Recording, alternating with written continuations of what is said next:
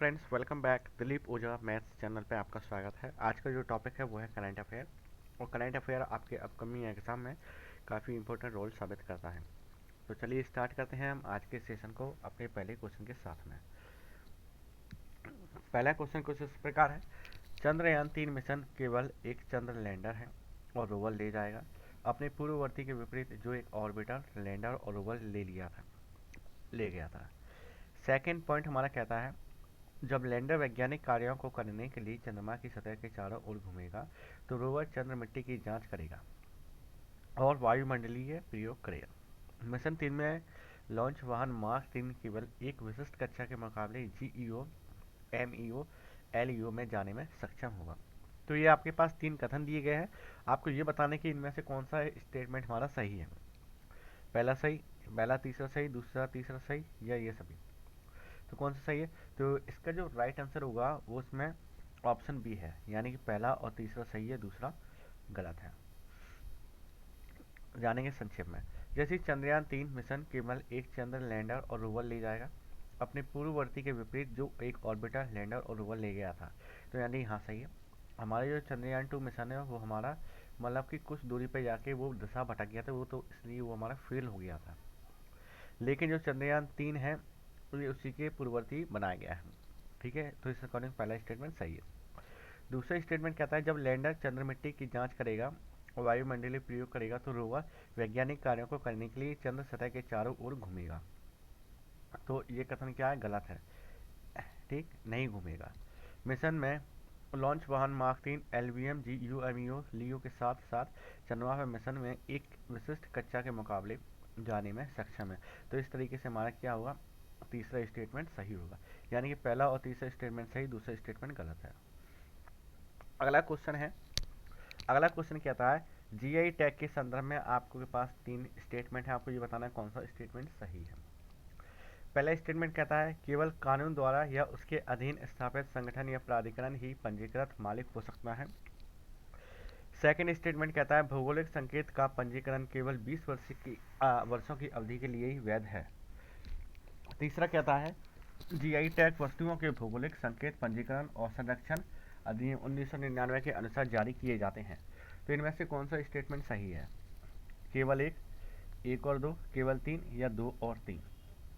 तो इसका जो राइट आंसर है वो है ऑप्शन सी, यानी कि ऑप्शन तीसरा सही है। और ये 20 वर्षों के लिए नहीं होता है पहली चीज़, और पंजीकृत इसका मालिक नहीं हो सकता क्योंकि इसकी एक लिमिटेड टाइम पीरियड के लिए ही एक जीआई टैग दिया जाता है।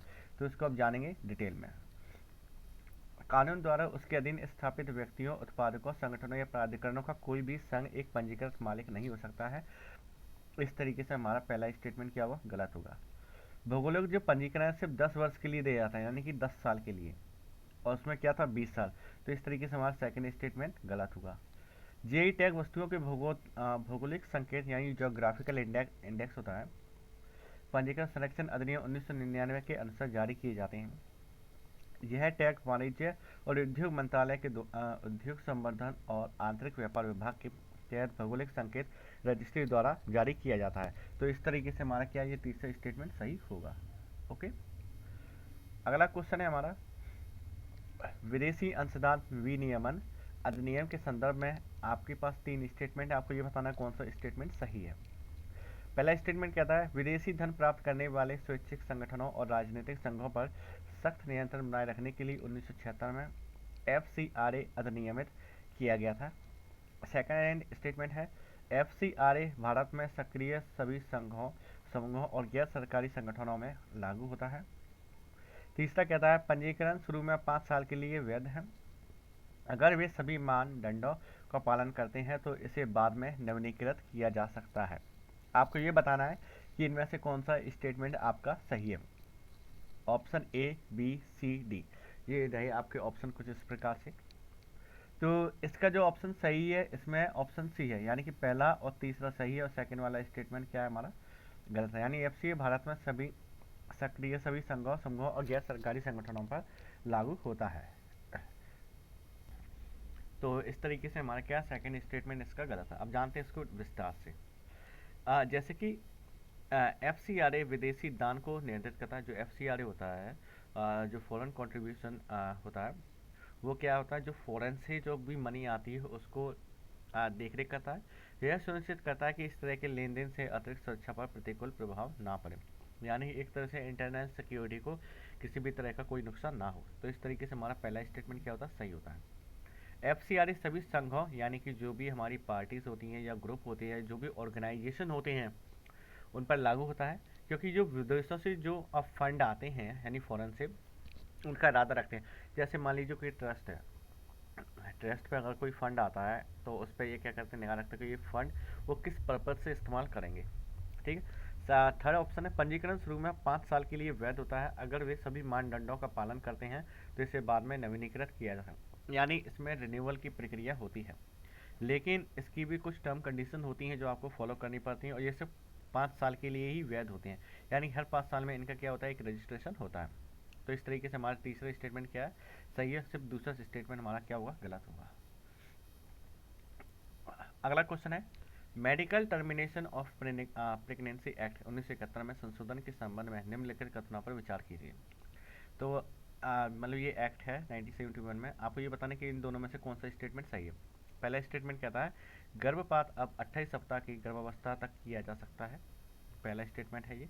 सेकंड स्टेटमेंट, संशोधन के अनुसार गर्भ निरोधक विफलता के आधार पर महिला को सुरक्षित गर्भपात सेवाओं की तलाश करने की अनुमति दी जा सकती है, दी जा रही है। तो आपको ये बताना है कि कौन सा स्टेटमेंट इनमें से सही है, पहला सही दूसरा गलत, या दूसरा सही तीसरा गलत, और पहला और दूसरा दोनों सही या दोनों ही गलत। इनमें से कौन सा आंसर सही होगा। तो इसका जो राइट आंसर है वो क्या है, इसका राइट आंसर है ऑप्शन बी, क्योंकि 28 वीक है तो शायद से इस वजह से ये क्वेश्चन गलत हो सकता है। तो चलिए जानते हैं इसको डिटेल में विस्तार से। गर्भपात जो है 24 सप्ताह की गर्भावस्था तक किया जा सकता है, 28 था, 28 रॉन्ग हुआ, क्या हुआ 24 तक होगा। तो इस वजह से हमारा पहला स्टेटमेंट क्या था, रॉन्ग हुआ। सेकंड कहता है संशोधन के अनुसार गर्भ निरोधक विफलता के आधार पर महिला को सुरक्षित गर्भपात सेवाओं की तलाश करने की अनुमति दी जा रही है। तो इस बेसिस पे हमारा सेकंड स्टेटमेंट क्या हुआ, ये सही हुआ। अगला क्वेश्चन है, युवा उत्सव भारत 2047 के संदर्भ में निम्नलिखित कथनों पर आपको विचार करना है। आपके पास दो स्टेटमेंट है, आपको ये बताना कौन सा स्टेटमेंट में सही है। पहला स्टेटमेंट कहता है इस कार्यक्रम का आयोजन नेहरू युवा केंद्र संगठन द्वारा किया जा रहा है। दूसरा स्टेटमेंट है पहले चरण में इस कार्यक्रम का आयोजन देश के 150 जिलों में किया जाएगा, यानी स्टार्टिंग में 150 डिस्ट्रिक्ट इसके अंदर शामिल होंगे। आपको ये बताना कौन सा स्टेटमेंट इनमें से सही है, पहला सही दूसरा गलत, दूसरा सही पहला गलत, दोनों ही सही है दोनों ही गलत। तो क्या है इसका राइट आंसर, तो इसका जो राइट आंसर है वो है हमारा ऑप्शन सी। जी हाँ, दोनों ही स्टेटमेंट हमारे क्या है, सही है। जैसे कि जो युवा उत्सव भारत है 2047 का आयोजन युवा कार्यक्रम खेल मंत्रालय द्वारा युवा केंद्र संगठन के माध्यम से देश भर में किया जाएगा। इस कार्यक्रम के पहले चरण में पूरे देश से 150 जिलों को शामिल किया जाएगा। बता दें कि यह कार्यक्रम 3 चरणों में आयोजित किया जाएगा। ये कितने फेसेस में होगा, इसके लिए 3 फेसेस होंगे, फर्स्ट सेकंड थर्ड।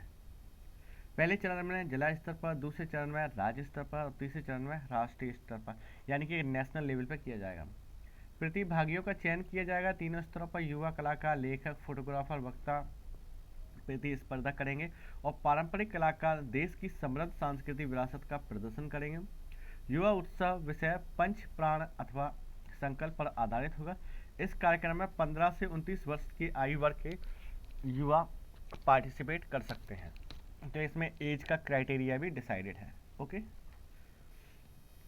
अगला क्वेश्चन है हमारा, हाल ही में किस देश की संसद ने नाटो समूह में शामिल होने वाले कानून को स्वीकृति प्रदान की है। किस देश की संसद ने प्रदान की है, आपके ऑप्शन है नाइजीरिया, फिनलैंड, स्वीडन, जर्मनी। एक बार क्वेश्चन को और ध्यान से पढ़िएगा, हाल ही में किस देश की संसद ने नाटो समूह में शामिल होने वाले कानून को स्वीकृति प्रदान की है, किस देश की संसद ने की। तो इसका जो राइट आंसर वो है कौन सा है, फिनलैंड। जी हाँ, फिनलैंड। जैसे हाल ही में फिनलैंड की संसद ने देश को नाटो में शामिल होने वाले कानून को स्वीकृति प्रदान की है। फिनलैंड के राष्ट्रपति कौन है, सॉली निनिस्टो ने कहा कि जल्द ही कानून पर हस्ताक्षर किए जाएंगे। नाटो उत्तरी अटलांटिक क्षेत्र में बसे देशों को एक सैन्य संगठन है जिसका पूरा नाम है नॉर्थ अटलांटिक ट्रीटी ऑर्गेनाइजेशन, जिसको हम नाटो कहते हैं। इसकी स्थापना कब हुई थी, नाटो की स्थापना 4 अप्रैल 1949 को नाटो की स्थापना हुई थी। यह संगठन सामूहिक रूप से इसके सदस्य देशों को सैन्य सुरक्षा, यानी कि जो भी इसके पार्टिसिपेटिंग मेंबर्स होते हैं, अगर किसी एक देश पे भी हमला होगा तो इस जितने भी इसके मेंबर होंगे सभी देश उसके अगेंस्ट में उस पर हमला करेंगे। ओके, और ये एक तरह से क्या है, एक सिक्योरिटी प्रोवाइड करता है, क्योंकि इसमें 30 देश, अगर 30 देश किसी एक देश पर गिरेंगे तो ऑब्वियसली उसकी हालत ख़राब होनी है। ठीक है, तो फ्रेंड्स आपको यदि सेशन अच्छा लगा तो सेशन को लाइक, और वीडियो चैनल पर नए तो चैनल को सब्सक्राइब अवश्य करें। अगला क्वेश्चन हमारा, हाल ही में वियतनाम के नए राष्ट्रपति के रूप में किसे चुना गया है? जी हाँ, वियतनाम। वियतनाम को आपको ये बताना है कमेंट बॉक्स में कि यहाँ की कैपिटल क्या है, कमेंट बॉक्स में ज़रूर बताइएगा। तो वियतनाम के जो राष्ट्रपति हैं, ऑप्शन है फाम मिन, तोलाम, फान लुओंग काम, वो वान धुओंग। तो कौन है इसके राष्ट्रपति? इसका जो राइट आंसर वो है हमारा ऑप्शन डी, वो वान थुओंग यहाँ के वियतनाम के नए राष्ट्रपति के रूप में चुने गए हैं। हाल ही में वियतनाम देश के नए राष्ट्रपति कौन है? वॉन थुओंग है को चुना गया। उन्होंने पूर्ववर्ती ग्वेन जुआन फुक का स्थान लिया। आपसे पूछा जाता कि उसके पूर्व राष्ट्रपति कौन थे, तो वो थे ग्वेन जुआन फुक का स्थान लिया। थुओंग पॉलिट ब्यूरो नामक संस्था के सबसे कम उम्र के सदस्य हैं। आपकी जानकारी के लिए बता रहे, पॉलिट ब्यूरो वियतनाम की शीर्ष निर्णय वाले लेने वाली संस्था है, यानी कि वहाँ की टॉप लेवल की क्या है, एक पार्टी है।